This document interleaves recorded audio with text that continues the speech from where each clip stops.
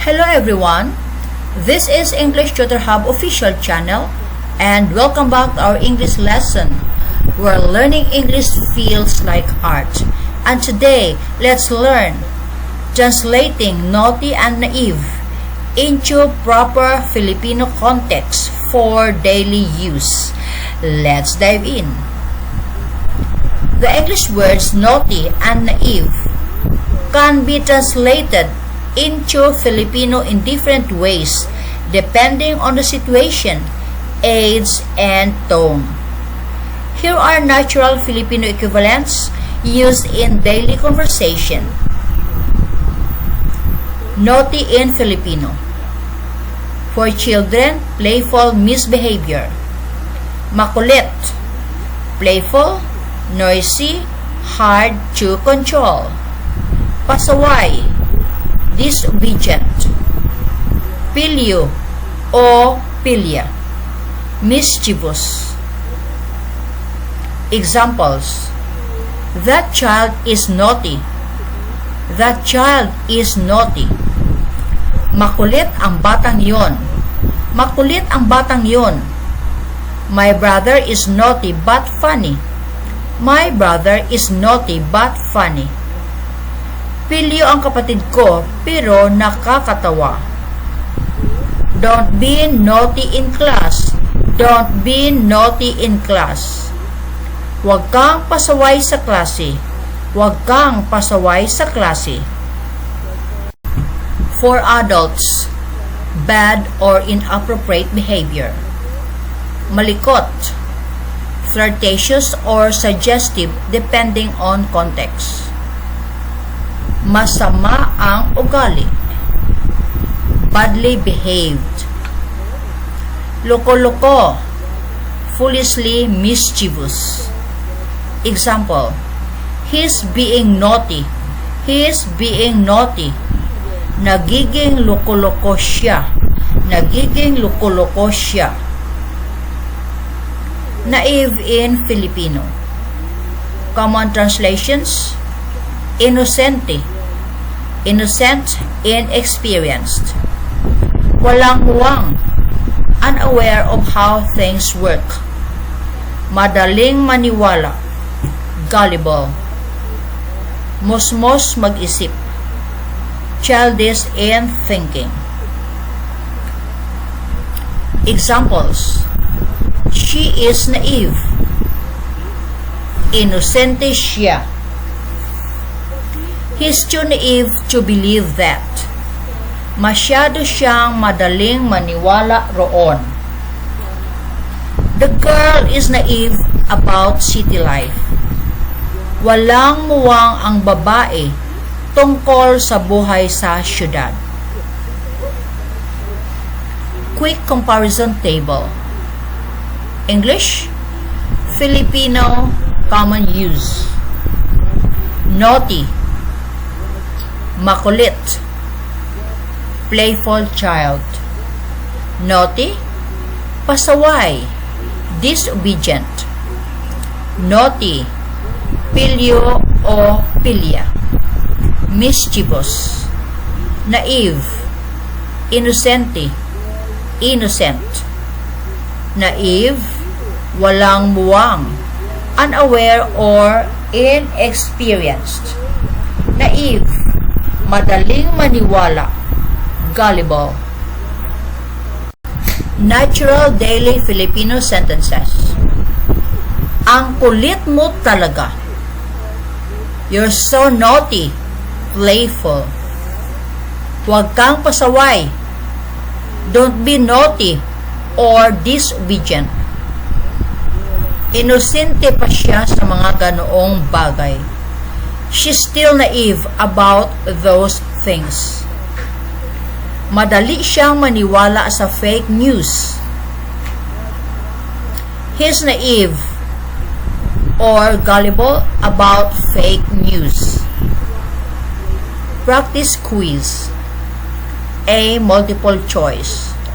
Choose the best Filipino translation. Number 1. A playful but naughty child is called A. Inosente. B. Makulit. C. Tahimik.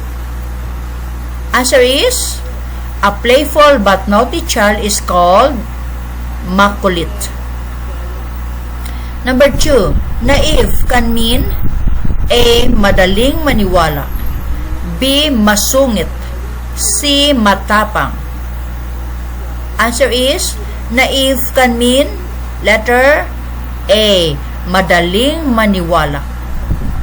Number 3, which word means disobedient? A. Pasaway, B. Mabait, C. Masipag. Answer is, which word means disobedient? It's letter A. Pasaway. Number 4, walang muwang means A. Very noisy, B. Unaware or inexperienced, C. Very intelligent. Answer is, walang muwang means letter B. Unaware or inexperienced. Number 5, which word is often used for a mischievous child? Mischievous child. A. Pilyo o pilya, B. Malungkot, C. Maingat. Answer is, which word is often used for a mischievous child? Answer is letter A. Pilyo o pilya. B. Fill in the blank. Choose the correct word below. Makulit, pasaway, inosente, pilyo, walang muwang. Number 1, ang batang laging tumatakbo sa klase ay makulit. Number 2, si Ana ay masyadong blank kaya madaling maniwala sa iba. Answer is, si Ana ay masyadong inosente kaya madaling maniwala sa iba. Number 3, huwag kang blank sa iyong guro. Answer is, huwag kang pasaway sa iyong guro. Number 4, ang batang mahilig mang-asar pero nakakatuwa ay blank. Answer is, ang batang mahilig mang-asar pero nakakatuwa ay pilyo. Number 5, blank pa siya tungkol sa totoong buhay sa syudad.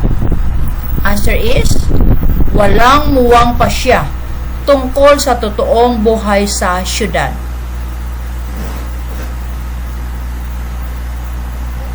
Letter C, match the meaning. Philippine word.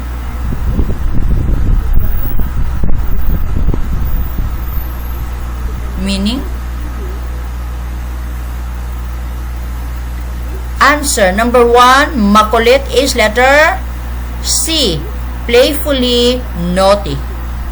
Number 2, innocente, it's letter A, innocent.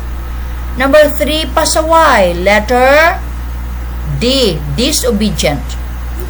Number 4, pilyo is letter B, mischievous.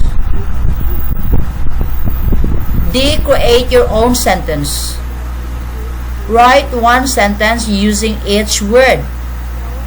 Number 1, makulit. Number 2, pasaway. Number 3, inosente. Number 4, walang muwang. Example sentences. Number 1, huwag kang makulit sa kapatid mo. Number 2, pasaway ang mga motorista na lumulusot sa bawal na daan. Number 3, alam ng lahat na inosente siya sa krimen. Number 4, ang mga bata ay walang muwang pa sa mga kalupitan ng mundo.